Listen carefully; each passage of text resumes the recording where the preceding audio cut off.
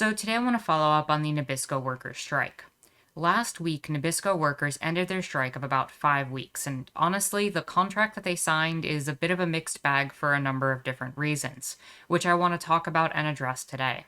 As I talk about the ways in which this both succeeded and failed, I want it well understood that I am in no way presenting an anti union argument here. In our current economic system, unions are still one of the best ways for workers to combat the exploitative practices of companies and to ensure solidarity between workers, and things really would have been a lot worse had the employees not had a union supporting them. That said, I want to spend some time reminding people of the circumstances that were involved here where the workers decided to strike. Mondelez Nabisco had earned over $1 billion in the second quarter of 2021. It paid its CEO $18 million in 2020. In the meantime, while the pandemic was raging on, they labeled their workers essential and overworked them for the bulk of the pandemic. They shut down two facilities in response at the end of all of that, and that is in response to the support and loyalty that their workers had shown them during the pandemic. In addition to that, when it came time for contracts, they gave a long list of concessions that they demanded despite making all of these profits and not wanting to share any of that with their workers. Originally, they had wanted the elimination of premium pay for weekends, the end of bonuses for perfect attendance, to get rid of daily overtime, to stop providing supplemental health care for retirees. They wanted to require workers to start paying health insurance premiums and increase the use of non union temps. In response to this, the workers had gone on strike. And in response to the strike, Mondelez International had put out a document in which it offered a few concessions back to the workers. But the problem with that document is that the document was designed to split a lot of the workers through a lot of different methods. And I covered a lot of that when I first talked about this. But I do want to take a quick look at that document and briefly go over it so we can compare it to what was essentially given to the workers via this contract.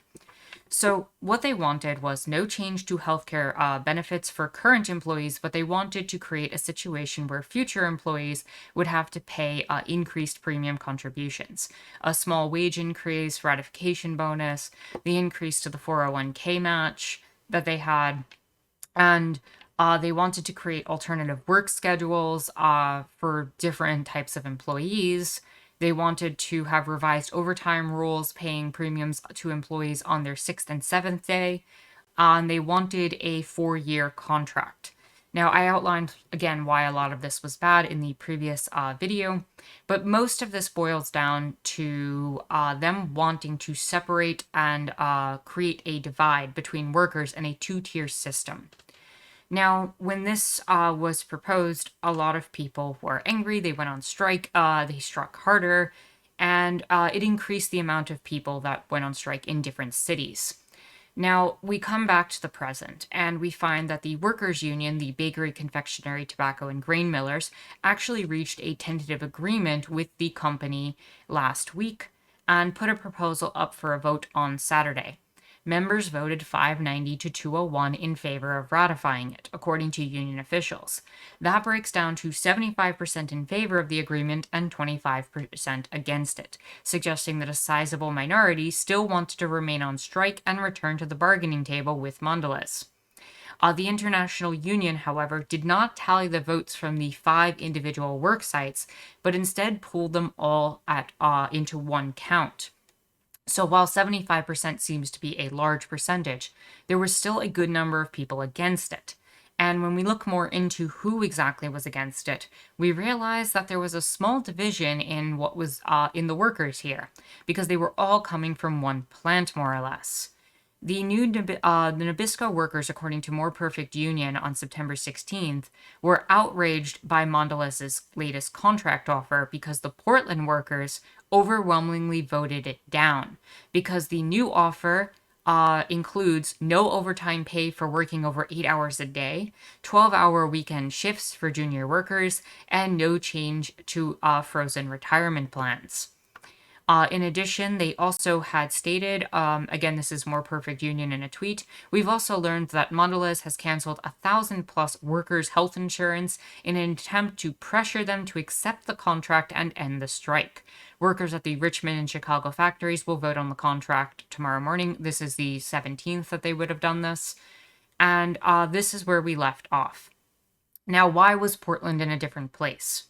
Well, Portland had a lot of support from their local community, and there was a lot going on there that was different and a lot more aggressive from the company than other places.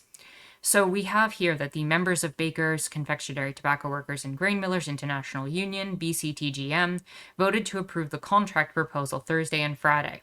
So what happened is, if we're really looking into this, we had a situation where they threatened the health insurance of a bunch of the workers, and it pushed a lot of them to take the contracts. There was also rumors that some of the workers in Chicago might have been afraid that because a lot of their jobs had been outsourced several years ago, that they might be the next in line to lose their jobs and have their jobs outsourced if they didn't accept the contract as it was. So again, Mondelez International kind of bullied and split the workers in this regard. But when we look a little bit more into Portland, despite workers in Portland urging members in other locations to vote against the detail, arguing that it still demanded too many concessions. The 4-year contract they have now tentatively approved contains several clear victories for workers. The union's healthcare plan will remain unchanged for both current employees and new hires. And so that one is really a major victory. That is worth noting, because the fact of the matter is that was one of the main ways they were trying to create a two-tier system between workers, by having older generation of workers essentially sell out the newer generation of workers by creating a system where the healthcare plan would be beneficial to the older workers, but not the newer ones who would have to pay increased premiums, and that would become the new standard and norm going forward, which means newer workers would eventually have to fight for that again, or just accept that they lost it in the years to come. So that was an important victory, and I will give them that on that in this regard. According to Local 364 business manager Cameron Taylor, there should also be continue to overtime opportunities for workers who want them. The contract does, however, allow for the formation of weekend crews. And this is where we really get into a gray area where this contract doesn't look so good, especially for precedents for the future. Groups of workers that will now work 3 12-hour shifts from Friday through Sunday or Sunday through Monday and will be paid for 40 regular hours of work. Workers can bid to be part of the crew, and no one can be compelled to join it. The weekend crew was the reason why many in the Portland bakery voted against the deal. But the contract was ultimately leagues better than what Nabisco workers would be facing had they not gone on strike. So again, it's kind of this mixed bag. That's what I have been saying since the beginning, and that's really how I feel. They got a lot of concessions back. They got a lot of the things they wanted back. However, that is the one area where I do think they lost pretty heavily. And I think the biggest area that they lost heavily in addition to that is seeing the Portland workers completely separate from the rest of the workers. Now, the strike in Portland turned increasingly hostile, actually, in its final weeks, as security guards hired by Mondelez physically clashed with multiple strike supporters who blocked the path of vans and buses carrying replacement workers arriving to or leaving the facility. So you had scabs. You had people coming into the facility trying to basically undercut the union and take these jobs. And the workers fought against that, rightfully so, because we don't accept scabs. If people were boycotting and supporting the workers in this strike, naturally we wouldn't want to see other people come in and take those jobs. Scabs are not a good thing. You shouldn't be one. And these people should not have done what they did, and as far as I'm concerned. Breaking the strike is a major problem. When we look more into Portland, though, the current week that we're looking at, this week, Portland bakers returned to the company that they've been fighting for over a month. One person, the vice president of Local 364, Mike Burlingham, said, "I'm going to go in there and do the same job as I've always done, but we're going to hold them at arm's length." There's some bad blood that brewed during all of this. Reconciliation may prove difficult after the bakers found themselves caught between provocative tactics by outside activists and physical crackdown by strike breaking crews their boss hired. 2 weeks into the strike, Bakers Union members set up by the railroad tracks near the factory to stop incoming supply trains carrying oil, flour, and sugar from reaching the bakery. Eventually, Portland police showed up, probably, brought in by Mondelez, and they kicked the strikers off the land.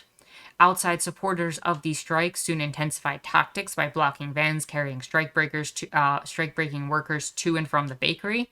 They also routinely blocked vans entering and leaving the parking lot.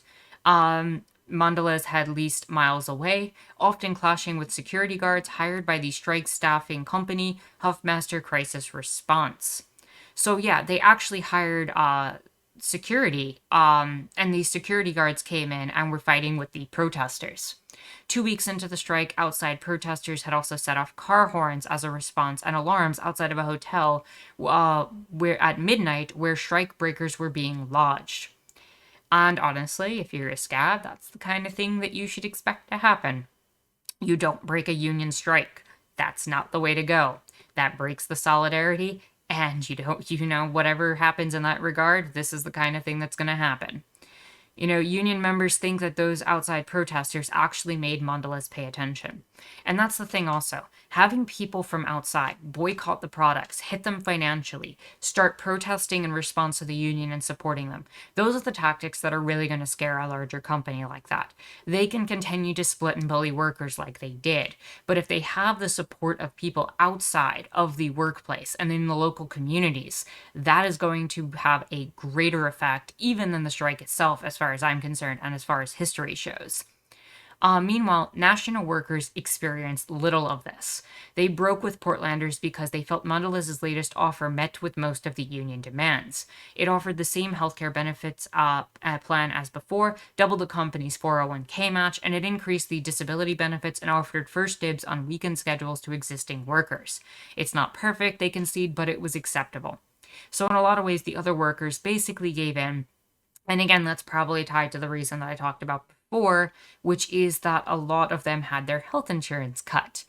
The workers in places like Richmond, Virginia didn't also experience the crackdown that Mondelez attempted in Portland, because during the last few weeks, you had a situation where protesters and members of the other unions supporting the bakers found that these same security guards hired by Mondelez were getting violent, pushing, shoving, and threatening them, allegedly to push them into the vans that were there. A Teamster named Jesse Dreyer even filed a lawsuit alleging assault by a security guard who squashed him up against a van for several minutes and struck him repeatedly. Now, the issue is it's still going to be a fight for 4 years, even though the company still wanted it to be harmonious. That's if they respect the contract, but they never have, and they never will. And that's the thing. During the pandemic, they didn't respect the contract. They had people working extended shifts. They had people there with no proper protections from the coronavirus. And in a lot of ways, there's no guarantee that they will fully respect this contract. Now, when we actually look at the terms of the contract, I have a few of the pages here. Again, this was provided on Twitter by More Perfect Union as well. They got a $5,000 ratification bonus. Now, that's pretty standard when you have workers coming back from a strike, that you're going to get some compensation for the time off. So the workers are getting $5,000 within 30 days of the ratification, which will reimburse some of the absence time that they had. And the workers, who were very overworked and very tired, did manage to get 5 weeks out of this. So good on them for that. They got 5 weeks off and basically got paid for it. That is important, and that is just a major concession on the business's part. That's really actually standard and what should be happening. Now, in terms of wages, they got 60 cents an increase an hour per year. To me, that's not enough. That should have been a lot more. There is kind of a typo on here where it says 0.60 cents, which means it's less than a cent. I don't think that's what they meant. They probably meant $0.60, which is in fact 60 cents. Hopefully that doesn't, mess with them in any way, shape, or form. But the fact of the matter is that it should be a 60 cent per hour increase in the coming years. And that, again, like I said, isn't enough. They got the 4-year contract. Again, that tends to benefit companies because as things go up, you're going to want to see an increase in the amount that you're paid per year to make up for the increase in living costs and inflation and everything else. So a 3-year contract is usually better than the 4-year, but the company got what they wanted there. The 401k was a pretty big deal. From a 25% match to a 50% match. Now, this is still a downgrade from what they had in 2018, where they had a pension, and that was clearly much better than what they have now with the 401k. But at least seeing that 50% match increases the likelihood of a return over time. And that was based on an August 31st proposal, so chances are that's bigger than what they were originally proposing on August 16th with the data I showed you before. Now, the option to not use a vacation week for shutdown if employees have only one accrued week of vacation, that's not a bad one. Short-term disabilities increase the pay from $360 to $380 a week, effective 30 days after the date of ratification, and increase to $410 a week, effective March 1st. It's an increase in disability benefits. That's a great gain. Especially in these limited capacities. Grievance procedures have been adapted, and they had modified the probationary period for new hires to 60 calendar days, as proposed on July 21st, 2021. I don't know how that compares to before, honestly, but that's not terrible in these times. So when we go forward from that, there's this page, which is page 7 of the contract, which lays out all of the details of the weekend crew. Now, I'm not going to read from here. I'm actually going to go back to a previous article, but I want to point out that the new agreement doesn't kill Mondelez's plan to implement these 12-hour weekend shifts. And I did mention that briefly before, but I do want to go over that a little bit more because that's really the area where the Portland workers were really against this. There's no overtime in that 12-hour weekend shift, but that system would mostly apply to new workers who take weekend crew roles. With votes in all 5 U.S. bakeries, support of the deal was, quote, overwhelming, we were told. Now, when we go back here, the verbiage of the weekend crew, and you saw that document, that is a lot of verbiage. Many of us, according to Burlingham, the person we talked about before, many of us feel it's just that foot in the door for an alternative work week, which was a big thing that we went on strike for. Now, again, that's the idea that they wanted alternative work schedules for high demand lines, alternating 3 to 4 day weeks, enabling better, quote, work-life balance. And for the sales facilities, they wanted an alternative work schedule with up to 5 employees in each branch working a Tuesday to Saturday work schedule. And they wanted to revise the 6th and 7th day with not having overtime pay. So essentially, what they had before was a system where if they worked a 6th or 7th day, they would naturally get overtime. But in addition to that, any pay on Saturday and Sunday were considered overtime at differing levels. So if you worked a Tuesday to Saturday schedule, Saturday was going to be overtime pay regardless. Now they're replacing a lot of those jobs and positions with these weekend shifts where you're going to have 3 12-hour shifts between Friday and Monday for new workers. So you've essentially created that same 2-tier system that they were trying to avoid. And it even says it here. It's a better arrangement for workers than Mondelez initially proposed, but it's still a kind of 2-tier system since new hires work between Friday and Monday on lesser terms. And so that means they're going to be able to pit newer workers against older workers in the near future. And that's another split that they got away with and another thing that they wanted to happen. That means that a lot of workers who receive time and a half on Saturday and double time on Sunday won't be able to. And that means the new workers will largely start to replace them. And even though they've provided, a sort of support where they could make it so that the older workers could take those shifts at time and a half and double time currently, that doesn't mean they're going to hold up that end of the bargain. And again, the quote-unquote advantage to weekend pay is that if you work 36 hours, you're paid 40 hours. But then you're working 12-hour shifts and you only get another 10-minute break. And that's the quote-unquote deal that they agreed to. And to me, that is probably the most egregious part of all of this.